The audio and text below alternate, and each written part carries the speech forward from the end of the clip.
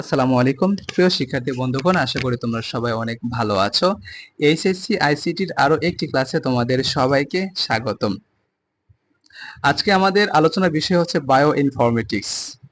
Bio informatics কি এবং কোন কাজে ব্যবহার হয়, এই এতটুকু জানলেই বায়ো ইনফরমেটিক্স তোমাদের জন্য এনাফ হবে, যথেষ্ট হয়ে যাবে। এবং বায়ো ইনফরমেটিক্স নিয়ে খুব একটা বেশি আলোচনার ব্যাপারটা এই মুহূর্তে না।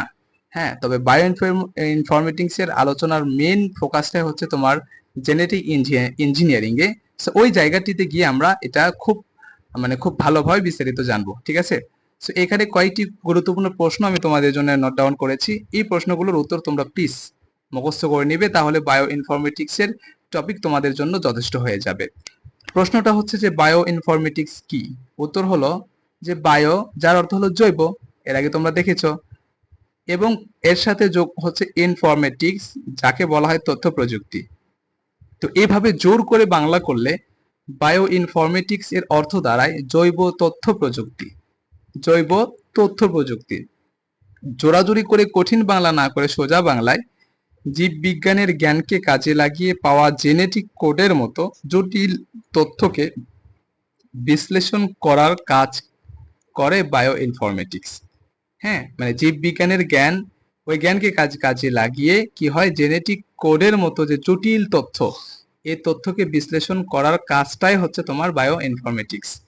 আচ্ছা, পরের প্রশ্ন হচ্ছে যে বায়ো ইনফরমেটিক্স এর জনক কে। উত্তর হচ্ছে স্ট্যানফোর্ড ইউনিভার্সিটির কম্পিউটার বিজ্ঞানী ডোনাল্ড নুথ সর্বপ্রথম বায়ো ইনফরমেটিক্স এর ধারণা দেন। আরেকটি গুরুত্বপূর্ণ প্রশ্ন হচ্ছে বায়ো ইনফরমেটিক্স এর ব্যবহার বা প্রয়োগ ক্ষেত্র বর্ণনা করো। উত্তরে বলবে যে genome sequence, protein sequence, molecular medicine, gene therapy, ওষুধ তৈরিতে, বর্জ্য পরিষ্কারকরণে, জলবায়ু পরিবর্তন গবেষণায়, বিকল্প শক্তির উৎস সন্ধানে, জীবাণু অস্ত্র তৈরিতে, তারপর হচ্ছে যে ডিএনএ ম্যাপিং এ অ্যানালাইসিস, জিন ফাইন্ডিং, প্রোটিনের মিথস্ক্রিয়া পর্যবেক্ষণে, বিবর্তন শিক্ষা, ইত্যাদি ইত্যাদি ইত্যাদি। বুঝতে পারছো? তো এই জায়গাতে তোমাদেরকে একটা কথা বললাম না যে বায়ো ইনফরমেটিক্স এর এই জায়গাতে তেমন কোনো আলোচনা নেই, কিন্তু আলোচনা আছে তোমার বিবর্তন শিক্ষা।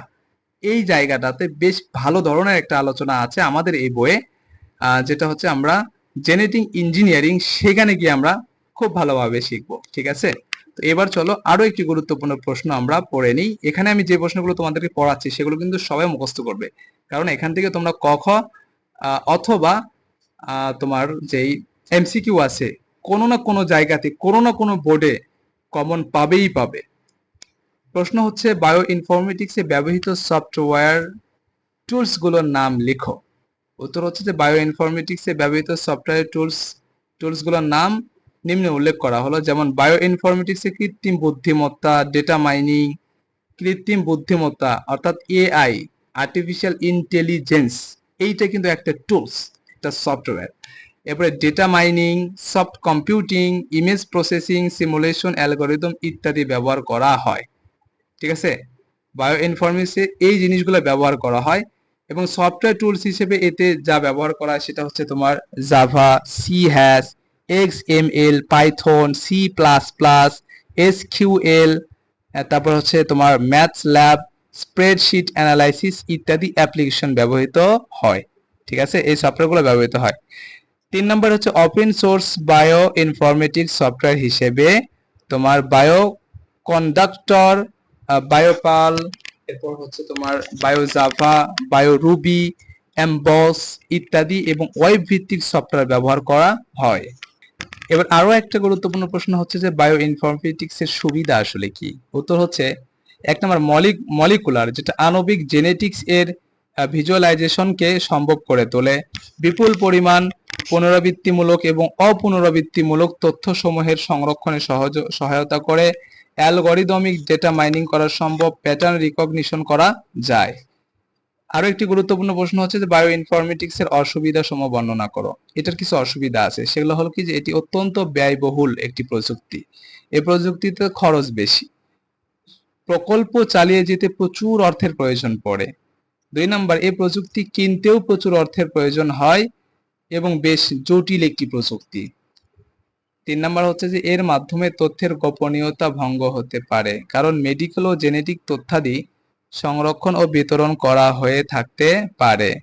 4 নাম্বার জেনেটিক্যালি মডিফাইড ফসল কিংবা গৃহপালিত পশু সুপার স্পিসিস সৃষ্টি করতে পারে যা প্রকৃতি বিরুদ্ধ। 5 নাম্বার ব্যাপক হারে বায়ো ইনফরমেটিক্স এর প্রয়োগের ফলে জীববৈচিত্র্য নষ্ট হয়ে যাওয়ার ঝুঁকি থাকে। 6 নাম্বার যদিও বায়োটেকনোলজি বহু নতুন ও মূল্যবান রাসায়নিক পদার্থ তৈরি করতে পারে, তথাপি এদের মধ্যে অজানা কোনো রাসায়নিক তৈরি হতে পারে যা পরিবেশের উপর ক্ষতিকর প্রভাব ফেলতে পারে। তো এটা হচ্ছে যে এই যে তোমার মনে করো যে বিভিন্ন ধরনের যে কেমিক্যাল তৈরি করা হচ্ছে, বিভিন্ন ধরনের ওষুধ টষুধ এই সেই, হ্যাঁ, এগুলো মূলত তোমার হচ্ছে বায়ো ইনফরমেটিক্স এরই অবদান। সো এই ছিল আজকের ক্লাস। এই ক্লাসে আসলে তেমন আলোচনা করারও তেমন কোনো কিছু নেই। এটার মূল থিমটা আমরা কিন্তু জেনেটিক ইঞ্জিনিয়ারিং এ পাবো আমাদের পরবর্তী ক্লাসে। সো পরবর্তী ক্লাসের আমন্ত্রণ জানিয়ে এখানে শেষ করছি। আল্লাহ হাফেজ।